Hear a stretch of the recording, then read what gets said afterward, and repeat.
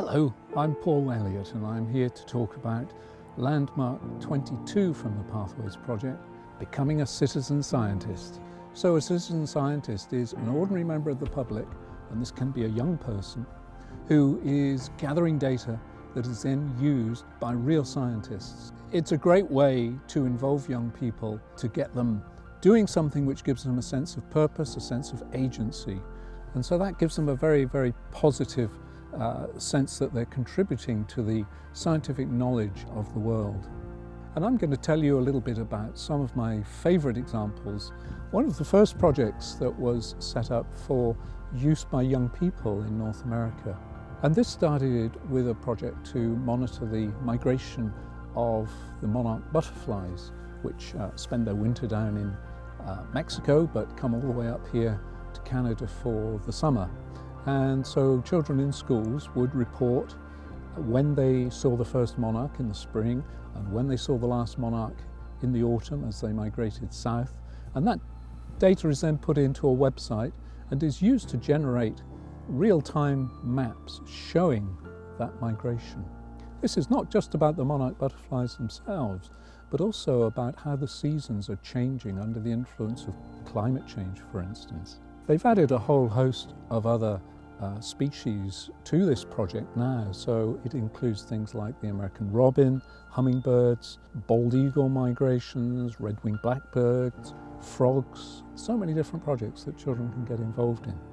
There are some similar citizen science projects as well, such as Nature Watch, which is another one that studies the seasonal changes, a topic known as phenology, and that includes looking at things like water bodies and milkweed distribution, which is also very important for monarch butterflies.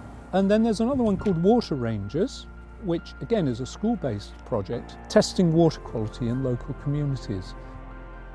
So this is a kit that you can buy for involvement in the Water Rangers project, and it contains everything that a class needs to carry out a whole variety of water quality tests.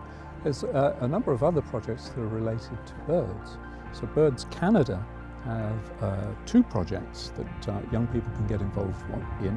One is the Christmas bird count for kids, which is for younger students, but older students can get involved in the main Christmas bird count, which is something that's been going on in North America for over 100 years.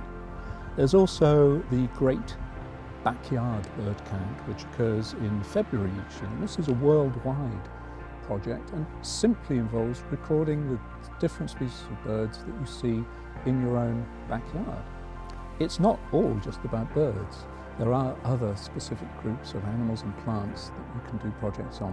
One of my favourites is the Neighbourhood Bat Watch. This is a Canada-wide project where participants report the roosts in buildings or bat houses and counting the number of bats exiting roosts. And those sightings all get entered in a website, and again they build up a picture of where the bats are in Canada and how they're doing.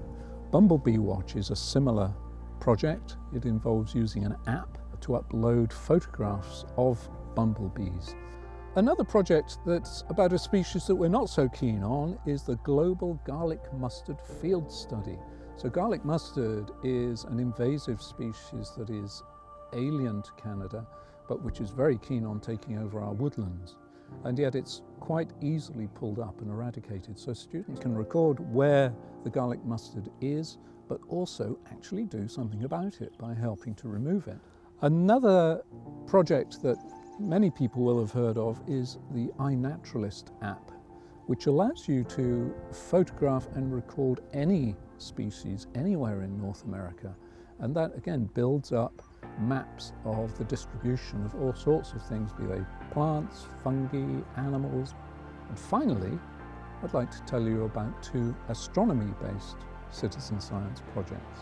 The first is called Globe at Night, and this is another worldwide project to record light pollution around the world. And it's a simple technique that uses smartphones and an app to gather that data and build up a picture of how we're impacting both our world and the world for other species by the pollution that we're causing from lighting.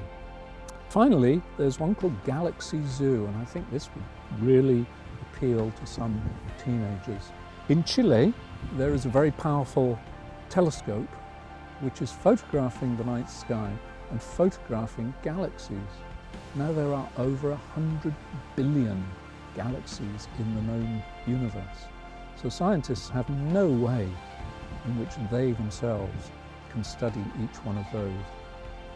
So this project involves a short training exercise which helps you to learn about the characteristics of galaxies, and then you are fed a stream of galaxy photographs, and your job is to classify them. What type of galaxy are they? The really cool thing is you will be the first person to have ever seen each of those galaxies, and you may well be the only person who ever looks at that photograph. How cool is that? We'd like to challenge you to get involved in Landmark 22 and to become a citizen scientist. Choose from one of the projects that I've told you about here, or go and find one of the new ones. I'm sure you'll find it very rewarding. That's all from me. See you next time.